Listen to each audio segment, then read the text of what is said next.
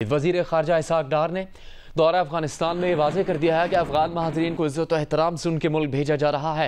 अफ़गान अबूरी क़यादत से मुलाकात के बाद मीडिया ब्रीफिंग में इसहाक़ डार ने कहा कि दोनों मुल्कों को मिलकर ख़ित्ते की तरक्की, बेहतरी और अमन व अमान के लिए काम करना है। किसी मुल्क की सरजमीन दहशत गर्दी के लिए इस्तेमाल नहीं होनी चाहिए। अफ़गान अबूरी वज़ीर आज़म से मुलाकात में सिक्योरिटी और बाहमी तिजारत पर बात की गई। इसहाक़ डार ने सिक्योरिटी और बॉर्डर मैनेजमेंट अमूर के हल की ज़रूरत पर जोर दिया। हमने इनको अपने मेज़बानों को रिक्वेस्ट की है कि हमें मिलके इस खित्ते की तरक्की के लिए, इस खित्ते की बेहतरी के लिए, इस खित्ते में अमन व अमान कायम करने के लिए हमें मिलके काम करना है। और उसके लिए ना हम अपना ज़मीन, अपना सॉइल किसी को इस्तेमाल करने देंगे अफ़गानिस्तान के अंदर कोई गलत एक्टिविटी करने के लिए, ना मेहरबानी करके आप किसी को इस्तेमाल, सख्ती से हम निपटेंगे दोनों ममालिक कि हमारा सरजमीन किसी एक दूसरे के लिए उसके खिलाफ किसी किस्म की यानी सिक्योरिटी के हवाले से, दहशतगर्दी के हवाले से वो इस्तेमाल करने की इजाज़त नहीं होगी। अभी भी इजाज़त नहीं है, लेकिन अगर कोई करेगा तो फिर हम दोनों जिम्मेदार होंगे कि अपने अपने मुल्क में ऐसे अनासर के खिलाफ भरपूर किस्म का एक्शन लें और उसको रोकें। कुछ फैसले और भी हुए, वो ये है कि हमने तफसील से बात की है। जनाब वज़ीर ख़ारजा साहब, मेरे भाई मुत्तकी साहब ने जो बातें की हैं वो शेयर भी की हैं। बड़े इज़्ज़त व एहतराम के साथ जो लोग वापस आएंगे उनको इज़्ज़त व एहतराम के साथ वापस भेजा जाएगा। ये मैं समझता हूँ कि ये हमारा मजहबी फ्रीज़ा भी है, हमारा हमसायागिरी का फ्रीज़ा भी है, हमारे भाईचारे का फ्रीज़ा भी है, और ये गवर्नमेंट की इंस्ट्रक्शन भी यही हैं। वज़ीर आज़म शहबाज शरीफ ने कहा कि उन पर 10 अरब रुपए की पेशकश का इल्ज़ाम बानी पीटीआई ने खुद 2 टीवी चैनल्स पर लगाया। लाहौर की अदालत में वीडियो लिंक के जरिए पेशी के मौके पर वज़ीर आज़म ने एक सवाल के जवाब में कहा कि बानी पीटीआई ने 10 अरब रुपए पेशकश का इल्ज़ाम उनके सामने नहीं बल्कि 2 टीवी चैनल्स पर बात करते हुए लगाया। शहबाज शरीफ ने कहा कि उन्हें याद नहीं कि 2017 में जब इल्ज़ाम लगा तो वो नून लीग के सदर थे नहीं, अलबत्ता बानी पीटीआई ज़रूर पीटीआई के चेयरमैन थे। वज़ीर आज़म ने अदालत से तेज़ समात की इस्तदा करते हुए कहा कि केस को मंतकी अंजाम तक पहुँचाने के लिए मौखर किए बगैर हर मुमकिन हद तक समात आगे बढ़ाई जाए। बानी पीटीआई ने 2021 के इस केस में पहला जवाब 4 साल बाद जमा करवाया। बानी ने कहा कि उन्हें एक ऐसे फ़र्द ने जो उनके और शरीफ फैमिली के करीब थे बताया कि पनामा केस का पीछा छोड़ने के बदले अरबों रुपये दिए जा सकते हैं। बानी पीटीआई अब तक इस केस में इल्तवा की कई दरखास्तें देकर और कई वकील बदल कर कार्रवाई कई बार मौखर करवा चुके हैं। वज़ीर आज़म शहबाज शरीफ ने अदालत से बानी पीटीआई को उन्हें 10 अरब रुपये हर्जाना अदा करने का पाबंद करने की दरख्वास्त की है। मज़ीद समात 25 अप्रैल तक मुलतवी की गई। वज़ीर आज़म के मुशीर बराए सियासी अमूर राना सनाउल्लाह ने कहा कि सिंध में सियासी जमातों के एहतजाज का हदफ नहरें नहीं पीपल्स पार्टी है। पीपल्स पार्टी के बयानात से कौम को ज़्यादा परेशान होने की ज़रूरत नहीं। नया पाकिस्तान में बात करते हुए राना सनाउल्लाह ने कहा कि सिर्फ एक नहर का मामला मतनाज़ है, 6 नहरों का मामला प्रोपेगेंडा है।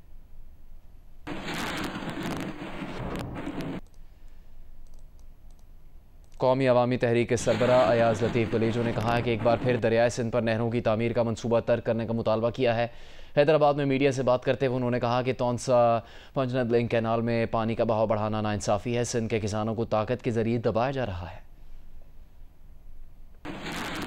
PNP के सरबराह अख्तर मेंगल ने माइंस एंड मिनरल एक्ट के खिलाफ अदालत जाने का ऐलान कर दिया। कोयटा में प्रेस कॉन्फ्रेंस करते हुए उन्होंने कहा कि एक्ट को 18वीं तरमीम की खिलाफ वर्जी करार देते हैं। उनका धरना अवामी उमंगों की तर्जुमानी था, किसी डील का तासुर गलत है। अख्तर मेंगल ने पेट्रोल की कीमत में बचत को चंदे की सूरत बलूचिस्तान पर लगाना काबिल मजम्मत करार दिया। कहा कि चंदे से यतीम खाने चलते हैं, सूबों की पसमानदगी दूर नहीं होती। अमीर जमात इस्लामी कराची इमाम जफ़र ने कहा है कि फ़लस्तीन के मामले पर OIC अमलन मुर्दा घोड़ा और अरब लीग खामोश तमाशाई बनी हुई है। इदारा नूर हक कराची में प्रेस कॉन्फ्रेंस करते हुए इमाम जफ़र ने कहा कि अक़वाम मुत्तहिदा गैर मौसर हो चुकी और मुस्लिम दुनिया के हुक्मरानों ने सिवाय ज़बानी जमा खर्च के कुछ नहीं किया। मुस्लिम दुनिया आज जुल्म के खात्मे का तहिया कर ले तो इसराइल बमबारी बंद करने पर मजबूर हो जाएगा। साबिक चीफ जस्टिस फेडरल शरीयत कोर्ट जस्टिस आगा रफ़ीक अहमद की खुद नवेश्त अदलिया में मेरे 44 साल की तकरीब रूनुमाई कराची में हुई। साबिक वज़ीर आज़म मियाँ मोहम्मद सुमरू, साबिक गवर्नर सिंध मोइनुद्दीन हैदर, साबिक वज़ीर आला गौस अली शाह, मुआशी माहिर Jahangir Siddiqui, chief justice federal शरीयत कोर्ट जस्टिस इकबाल हमीदुर रहमान, साबिक अटर्नी जनरल मुनीर मलिक, साबिक स्पीकर सिंध असम्बली आगा सिराज दुरानी, सीनियर सहाफ़ी महमूद शाम और दीगर ने शिरकत की। तकरीब से खिताब में मुनीर मलिक ने कहा कि आगा रफ़ीक ने चीफ जस्टिस पाकिस्तान की तकर्रुरी की कहानी लिखी है, लोगों की किताब ज़रूर पढ़नी चाहिए। मोइनुद्दीन हैदर ने कहा परवेज़ मुशर्रफ महमूदुर रहमान कमीशन रिपोर्ट शायर नहीं करना चाहते थे।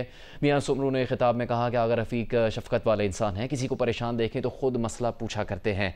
मारूफ मुआशी माहिर जहांगीर सिद्दीकी का कहना है कि अगर रफ़ीक हर मुमकिन काम करने की कोशिश करते थे और कहते थे कि काम अल्लाह ने करना है, आप जहाँ तक वसीला बन सकते हैं बन जाएँ। जस्टिस आगा रफ़ीक ने खुद नविश के बारे में बात करते हुए कहा कि चाहे कोई भी नाराज़ हो, इंसाफ बगैर किसी दबाव के होना चाहिए। जजेस इंसाफ के तालिब लोगों की दादरसी करें, ये ना देखें कि कौन नाराज़ होता है और कौन खुश।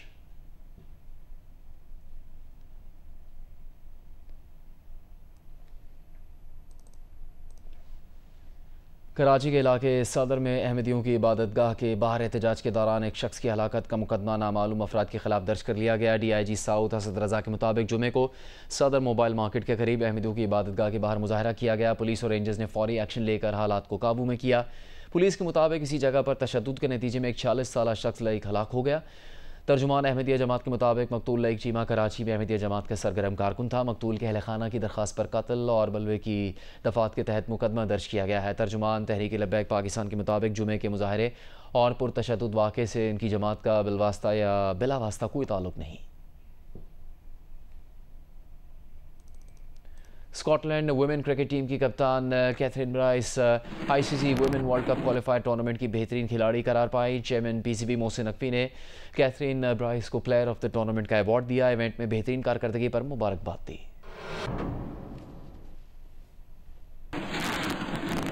वज़ीर आज़म शहबाज शरीफ ने वज़ीर मुमलिकत खेलदास कोहिस्तानी को फ़ोन करके उनकी खैरियत पूछी है।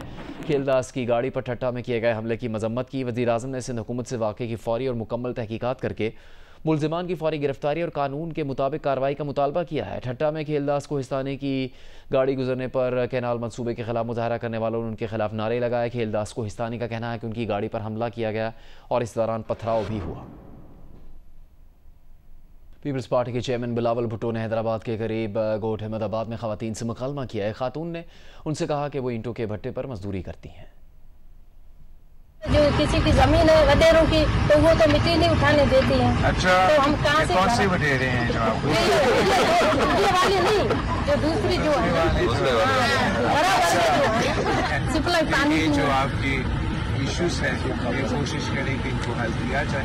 इंशाअल्लाह ताला अगली बार जब मैं आता हूँ तो आपकी ये भी शिकायतें लेंगे। भी हमने बनाना है, मेडिकल डिस्पेंसरी हमने आपको बिजली का तो मसला है, बिजली का मसला है। CM साहब क्या कर रहे हैं इसके लिए?